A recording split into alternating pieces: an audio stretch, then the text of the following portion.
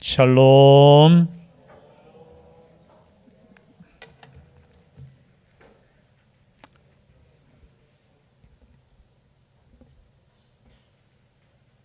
어떤 풀을 연구하는 교수님께서 17년 동안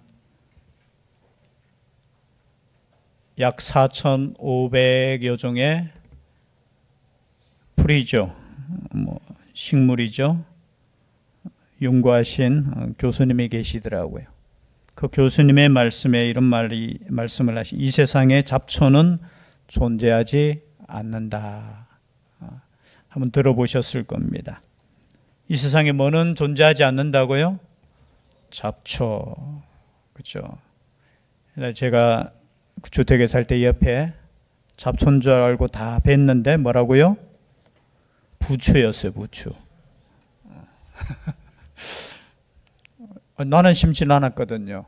그런데 당연히 잡초라고 생각했는데, 저 아파트에 계시는 할머니께서 올라와서 이제 그 씨를 뿌려서, 참 신기하지요? 그렇지 않습니까? 뿌리지 않아도 언제나 무성한 잡초를 보면은 하나님께서 왜 저 잡초를 허락해 주셨을까? 그렇지 않습니까? 저 잡초는 여러분 농사를 지으신 분들은 좀 이해하실 거예요. 이 잡초가 얼마나 농사 짓는데 힘든지. 그래서 검은 비닐을 그죠? 막 덮어버리고, 우리 청년들도 옛날에 농활 한번 하자 해서 이제 시골에 가서 농활이 뭔지 아시죠? 요즘 잘 안 하는 것 같은데, 농사를 돕기 위해서 방학 때는 이렇게 가잖아요. 거기에 보면은 이제 우리가 할 수 있는 일이 별로 없잖아요. 우리가 전문가도 아니고. 그래서 이제 일을 뭐였더라, 뭐죠? 옥수수 밭에 잡초를 이렇게 뽑는 거였어요. 하루 종일 잡초를 뽑는데, 이야기 들어보니까 일주일 뒤에 잡초가 또 났대요. 그래서 제가 그 담당하는 목사님께 이렇게, 그럼 왜 뽑으라고 했느냐고, 또 날 거 왜 뽑으라고 했느냐고 하니까, 그래, 할 일이 없는데 뭐 그거라도 해야지 하면서. 그런데 그 잡초도 하나님의 돌보심이 있다라는 거예요. 어떤 분이, 이 교수님의 말이 그 말이에요. 그 잡초가 예를 들어서, 그죠? 좋은 곳에 있으면 그 잡초가 아닌 거예요. 예를 들어서 축구장에 나는 걸 뭐라고 하죠? 잡초라고 아니고 뭐라 하죠? 잔디야, 잔디. 같은 풀인데 짧은 잔디, 얼마나 보기 좋습니까? 마찬가지로 하나님께서 우리를 부르셨을 때 잡초 같은 인생은 없다는 거예요.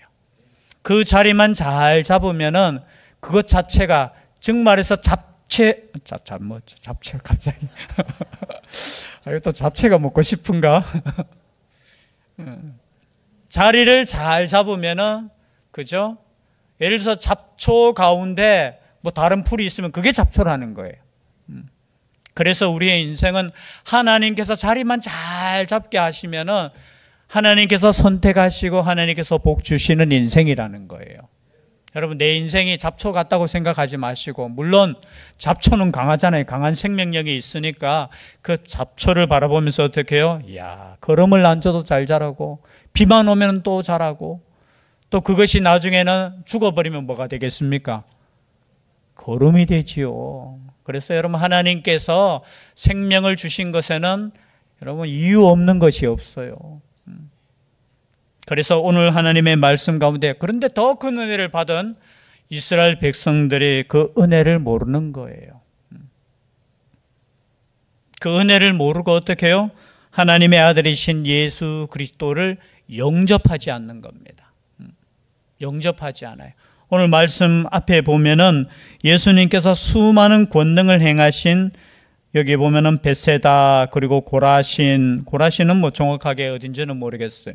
고라신, 그리고 벳세다, 그리고 가버나움. 그런데 기적을 베풀고 은혜를 베푼 그 땅의 사람들이 예수님을 잘 믿었느냐? 잘 믿었겠습니까? 못 믿었겠습니까? 잘 믿지 않았어요.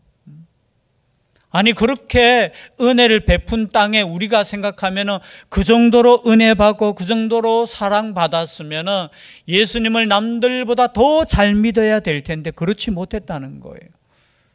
벳세다가 어딥니까? 5천 명을 먹이신 그 땅이잖아요.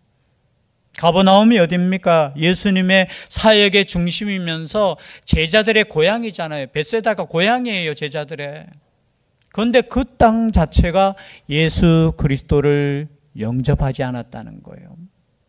그래서 예수님께서 20절에 보니까 읽지는 않았지만요, 예수께서 권능을 가장 많이 행하신 고을들이 회개하지 아니하므로 그때에 뭐 하시더라? 책망하셨는 거예요. 여러분, 예수님의 책망을 들을 수 있기를 바랍니다. 책망도 하나님께서 주시는 사랑의 음성입니다. 오죽 답답했으면 그랬을까요?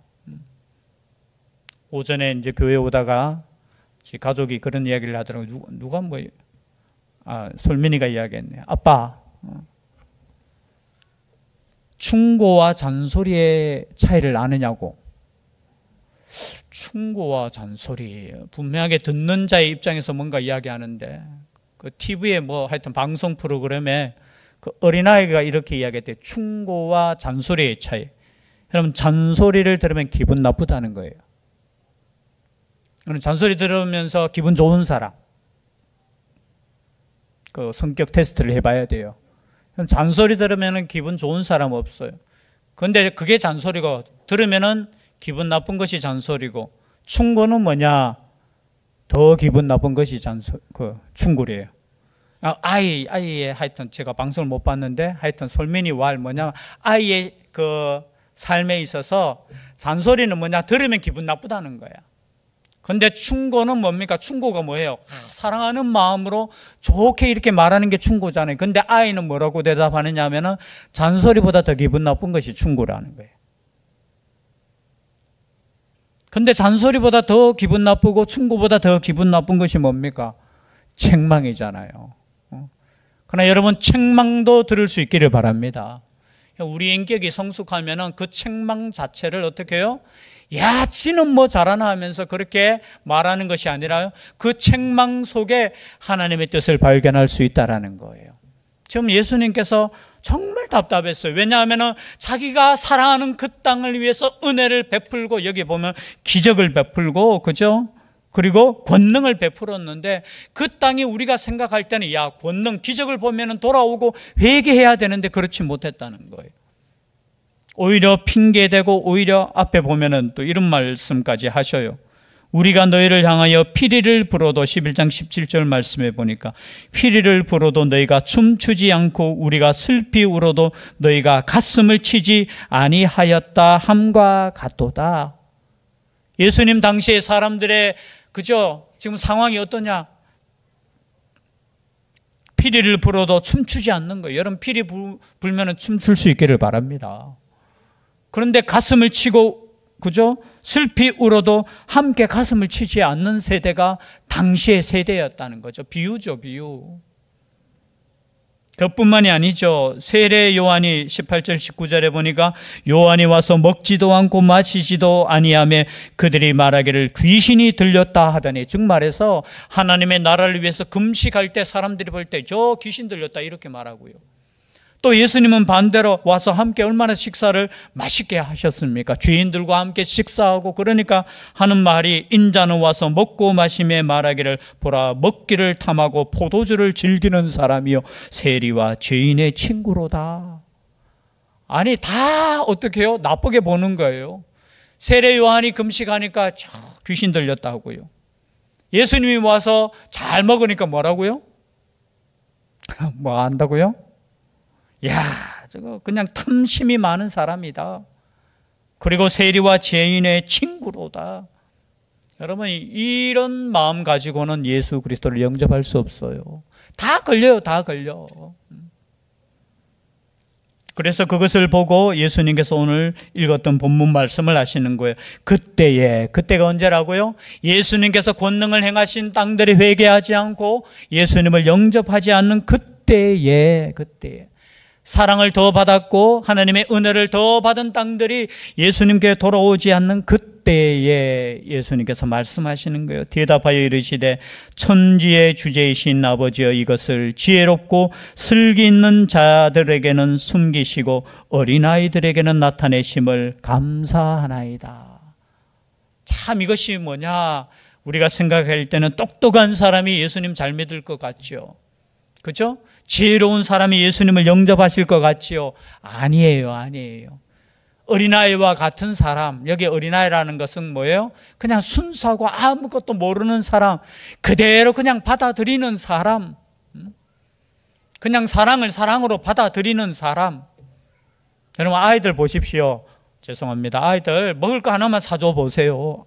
아이들이 그죠? 좋아할까요, 안 좋아할까요? 아, 사줘 봤어요? 어린아이 여러분 보세요. 저 유겸이한테, 야, 유겸아, 자, 아이스크림 사줄 테니까, 자, 우리 가자. 자, 가면은 따라올까요, 안 따라올까요? 사주기도 싫고. 여러분, 유겸이는 그냥 손잡고 그냥 가자 하면서 엄마 아빠 없어요. 근데 조금 컸어요. 조금 큰 아이한테, 그죠? 야, 아이스크림 사줄게, 가자 하면은 갈까요, 안 갈까요? 이 사람이 왜 이러지? 왜 이래? 아니, 갑자기 왜 나에게 아이스크림을 사주려고 하지? 의심을 하는 거예요. 여러분, 다른 사람의 그 호의를 여러분 의심하지 마세요. 그냥 사랑으로 받았으면 좋겠습니다. 오늘 자꾸 배가 고프나? 왜 이렇게 발음이 제일 힘든 사람이 그런 사람이, 여러분 순수한 마음은 그냥 받아들이세요. 받아들이면 돼요. 지금 하나님께서 우리를 사랑하신다고 하잖아요. 그런데 사람들이 뭐예요? 언제 사랑했습니까? 하면서. 그렇죠? 아니, 언제 나를 사랑했고 언제 자꾸 하나님의 사랑을 의심하는 거예요. 여러분, 옆에 있는 사람의 사랑을 의심하지 마시기를 바라요. 여러분, 믿는다는 게 정말 중요해요. 정말 중요해. 그러니까 어린아이와 같이 예수님의 그 크신 사랑을 받아들이는 사람이 예수님 믿는 거예요. 예수님 믿는 거. 따지고 분석하고, 여러분 이런 사람은 사랑을 쉽게 받아들이지 못해요. 물론 그런 사람은 잘 속을 수도 있겠지요. 여러분, 하나님께서 주시는 지혜는 그렇지 않아요. 그렇죠? 사랑은 사랑으로 받아들이는 거예요. 그런데 이것이 뭐냐? 26절에 보니까 올소이다. 이렇게 된 것이 누구의 뜻이라고요? 아버지의 뜻이라는 거예요. 이 말을 또 오해하지 마십시오. 야, 그러면은 지혜롭고 슬기 있는 자, 여기에서 지혜롭고 슬기 있는 자는 스스로가 지혜롭고 슬기 있다고 착각하는 사람들을 말하는 거예요. 자기는 똑똑하다고 생각하는 거예요. 여러분, 우리가 인생을 살았으면 얼마나 살았습니까? 그렇죠? 뭐 다 살아봐도 100년 못 사는 인생인데, 하나님, 영원하신 하나님 앞에 우리가 인생을 그죠? 논하면 얼마나 논하겠어요. 그런데 따져요, 논해요. 그런데 그런 사람들에게 하나님의 그 사랑이 그대로 전달되는 것이 아니라 어떻게 해요? 야, 그냥 아무것도 모르는 어린아이와 같은 이 아이들이 예수님을 영접하는 것을 볼 때 이것이 은혜라는 거예요. 여러분, 우리가 예수님을 믿는 것은 은혜인 줄 믿습니다. 여러분, 은혜예요, 은혜. 내가 똑똑한 것도 아니고요. 내가 다른 사람들보다 더 그저 뭐 도덕적으로 뛰어난 것도 아니에요. 예수님의 그 사랑을 내가 믿을 수 있다는 것 자체가 하나님의 은혜라는 거예요. 하나님의 은혜. 이 말씀에 대해서 우리가 한번 살펴보면요. 고린도전서 12장 3절 말씀, 우리 뒤에 있으니까 한번 찾아볼까요? 고린도전서 12장 3절. 혹시 방송실 준비되겠습니까? 고린도전서 12장 3절. 예, 함께 읽겠습니다. 시작. 그러므로 내가 너희에게 하나님의 누구든지 예수를 저주할 자라 하지 아니하고 또 성령으로 아니하고는 누구든지 예수를 주시라 할 수 없느니라. 여러분, 우리가 예수님을 주님으로 고백할 수 있는 것이 누구의 능력이라고요? 성령 하나님의 능력입니다. 그래서 예수님 믿는 사람은 항상 겸손해요. 겸손. 이 믿음조차도 내가 믿는 것이 아니라 성령 하나님의 은혜로 내가 주님을 고백할 수 있다라는 거예요. 여기서 벗어나면 교만해져요. 야, 내가 예수님, 내가 몇 년을 믿었는데 40년을 믿었는데 아니에요. 40년 동안 예수님께서 나를 인내하시고 사랑하시고 오늘 주일학교 설교해 보니까 견인해 주셨어요. 견인. 이 견인이 무슨 뜻인지 아시죠? 그 자동차 사고 나면 뭐예요? 견인한다고 하잖아요. 나를 끌어주시는 거예요. 끌어주시는 거. 그래서 하나님의 은혜를 받은 사람, 예수님을 믿는 사람은 예수님께서 견인해 주시는 거예요. 이 자리에 나와서 우리가 예배 드릴 수 있는 것도 여러분의 의지라고 생각하면 안 돼요. 내가 남들보다 더 믿음이 있어서 내가 예배 드린다 아니에요. 하나님의 은혜와 사랑 덕분이라는 거죠. 이게 하나님의 뜻이라는 거예요. 또 한 군데 찾아보겠습니다. 요한복음 6장. 자, 뒤에 있죠. 요한복음 6장. 6장. 우리가 조금 길지만요. 함께 읽도록 하겠습니다. 요한복음 6장 35절에서 우리 40절까지. 요한복음 6장 35절에서 40절 함께 읽겠습니다. 시작. 예수께서 이르시되 나는 생명의 떡이니 내게 오는 자는 결코 줄이지 아니할 터이요 나를 믿는 자는 영원히 목마르지 아니하리라. 그러나 내가 너희에게 이르기를 너희는 나를 보고도 믿지 아니하는도다 하였느니라. 아버지께서 내게 주시는 자는 다 내게로 올 것이요 내게 오는 자는 내가 결코 내쫓지 아니하리라. 내가 하늘에서 내려온 것은 내 뜻을 행하려 함이 아니요 나를 보내신 이의 뜻을 행하려 함이니라. 나를 보내신 이의 뜻은 내게 주신 자 중에 내가 하나도 잃어버리지 아니하고 마지막 날에 다시 살리는 이것이니라. 내 아버지의 뜻은 아들을 보고 믿는 자마다 영생을 얻는 이것이니 마지막 날에 내가 이를 다시 살리리라 하시니라. 아멘. 오늘 말씀과 연결되는 거예요. 나를 보내신 이의 뜻은 뭐라고요? 내게 주신 자 중에 내가 하나도 잃어버리지 아니하고 마지막 날에 다시 살리는 이것이니라. 여러분, 하나님께서 보내신 자 예수 그리스도를 믿는 자는 어떻게 해요? 이처럼 하나님 앞에 나오고 예수님께 나와서 무엇을 얻는 거예요? 영생을 얻는 거예요. 이것이 하나님의 뜻이라는 거예요. 이것은 우리의 힘으로 되지 않아요. 이것은 하나님의 은혜로 되는 거예요. 하나님의 능력으로 된다는 것이에요. 여러분, 하나님의 뜻이 뭐라고요? 나를 예수님께로 인도하셔서 예수님께서 마지막 날에 우리를 영원한 삶으로 살리는 것, 그것이 하나님의 뜻이라는 거예요. 그래서 하나님께서 부르시는 자 예수 그리스도, 오늘 읽었던 말씀에 보니까 11장 27절이죠. 내 아버지께서 모든 것을 내게 주셨으니 아버지 외에는 아들을 아는 자가 없고 아들과 또 아들의 소원대로 계시를 받는 자 외에는 아버지를 아는 자가 없느니라. 즉 말해서 우리가 예수님을 믿는 것은 하나님께서 우리에게 계시를 주셨기 때문이에요. 착각하지 말아요. 어떤 분이 이렇게 이야기하잖아요. 나는 계시를 받았어. 그 계시가 뭐 특별하다 하면서. 아니에요. 여러분, 요한계시록의 계시만 계시가 아니에요. 예수 그리스도가 계시라는 거예요. 하나님의 말씀이 계시라는 거예요. 여러분, 지금 계시를 받았습니까? 안 받았습니까? 여러분, 명확하게 하셔야 돼요. 계시를 받았습니까? 안 받았습니까?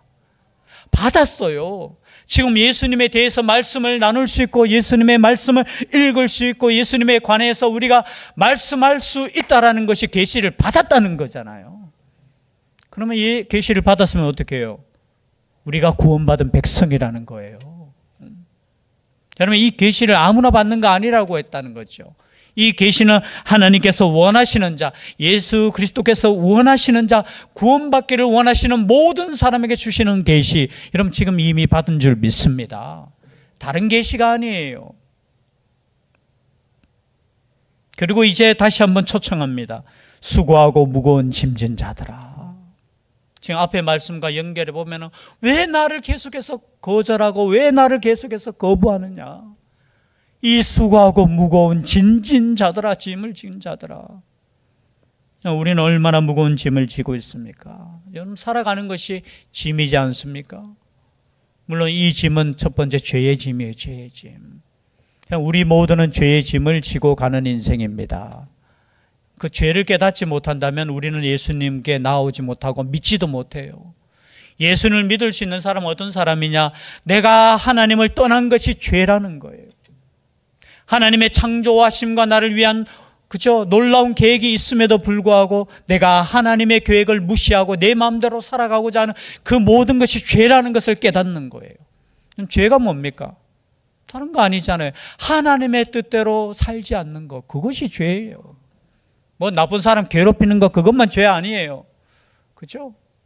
여러분, 하나님의 말씀 가운데 부모에게 불순종하는 것이 얼마나 큰 죄입니까? 성경에 보니까 어느 정도 큰 죄예요. 만약에 불순종하는 거, 어머니나 아버지를 어떻게 해요? 공경하지 않고 막 무시하고 그러면 구약 성경은 어떻게 되었어요? 진경아? 혹시 엄마 말씀 안 들으면 어떻게 해야 돼?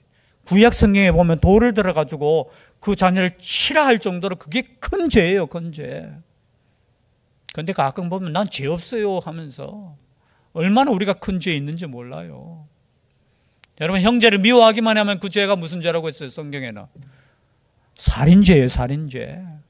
그런데 우리는 얼마나 날마다 살인죄 저지르면서 나는 죄 없다고 생각하는 거, 그 모든 거, 이 죄의 짐을 우리가, 여러분, 그래서 우리는 용서함을 받아야 되는 거예요.